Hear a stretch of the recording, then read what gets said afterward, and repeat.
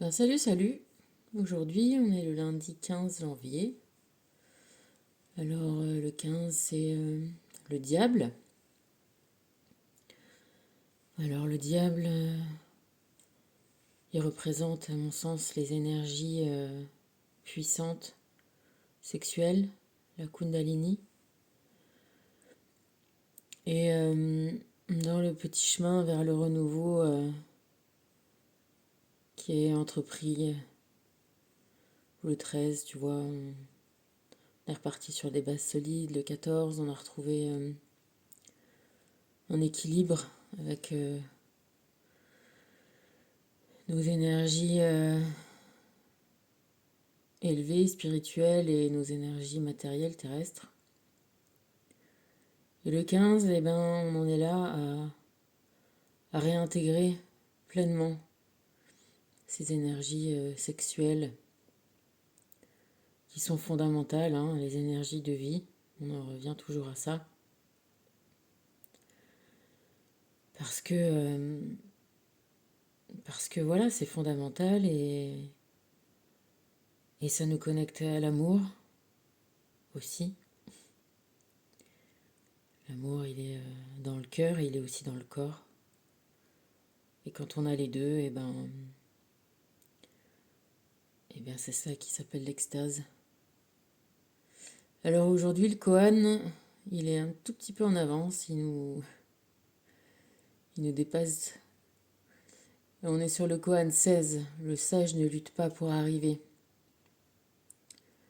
Alors le sage, il est malin, intelligent, il se connaît, il a fait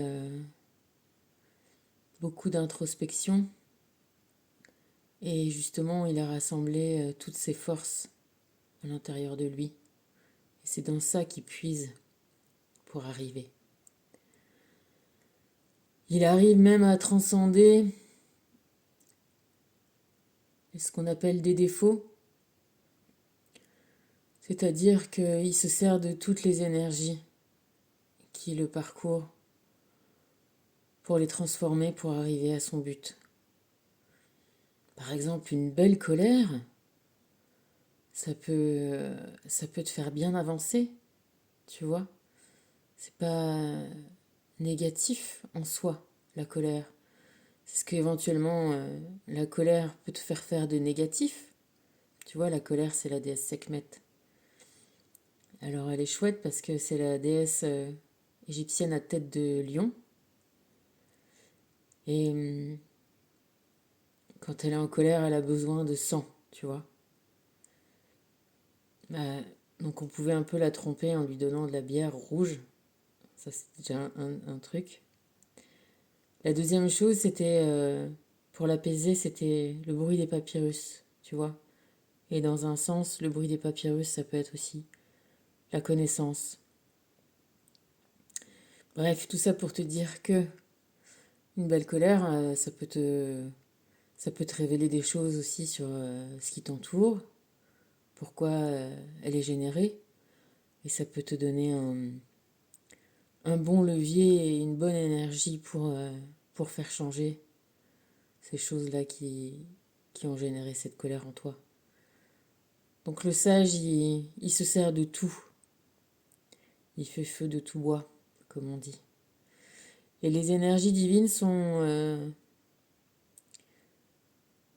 toujours sur la même longueur d'onde, qui te disent d'optimiser tes talents, de transformer toutes tes énergies en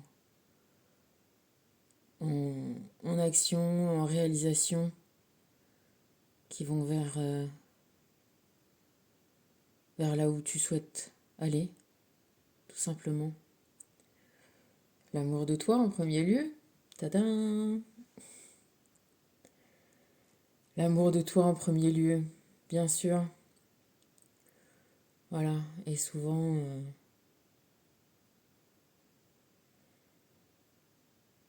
la tristesse, la colère sont aussi révélateurs que t'es pas au bon endroit, qu'on t'aime pas assez. que tu t'aimes pas assez pour rester dans ces endroits-là. Donc, monte un projet. Monte le projet, toujours et encore, d'aller vers le, la satisfaction, la paix, la joie, le rire. Et si c'est pas possible tout de suite, parce qu'en général rien n'est immédiat, c'est ça qu'on te dit. Projette, vois dans l'avenir, prends le temps qu'il faut, trouve les solutions. Il n'y a que toi qui as les solutions de toute façon en toi, ça c'est sûr. Trouve tes solutions pour faire ton bonheur, ton contentement, ta paix, ta joie. Et même plus que ça, sans que ça soit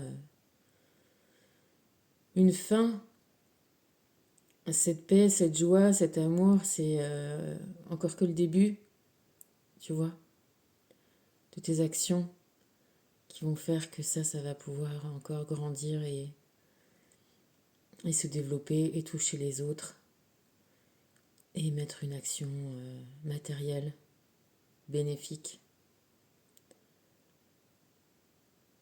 Parce qu'on a tous cette énergie en nous de créer. Et on est aussi sur cette terre pour respecter la vie. Et c'est pas pour rien que les peuples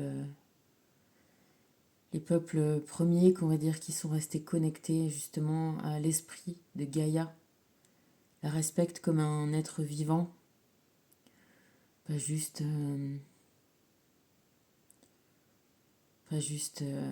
un caillou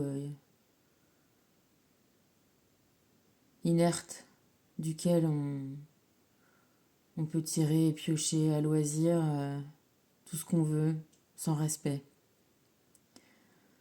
Alors aujourd'hui justement, Métatron te parle du chakra sacré de la Terre, qui se trouve au Pérou. Le chakra sacré de la Terre-Mère est situé au Pérou. Cette carte est empreinte de mysticisme, de renouveau et d'amour.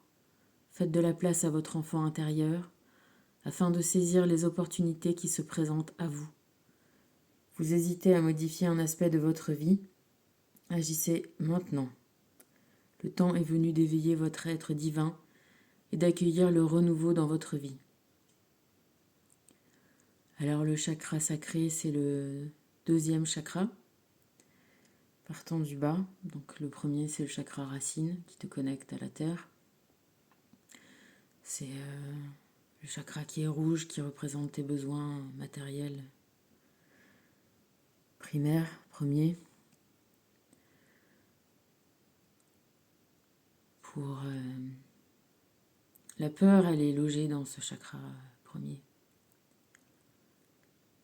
Le 2e chakra, donc, c'est le chakra sacré, le chakra orange.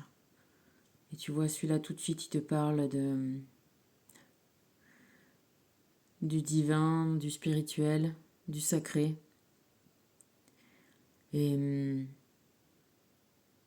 encore une fois, c'est pas pour rien qu'ils sont les deux encore l'un à côté de l'autre. C'est que c'est deux ressources qu'il faut d'abord commencer à équilibrer afin de pouvoir encore monter au chakra supérieur. Voilà, sers-toi de toutes tes énergies pour te respecter. Respecter le vivant, le divin qui est en toi. Et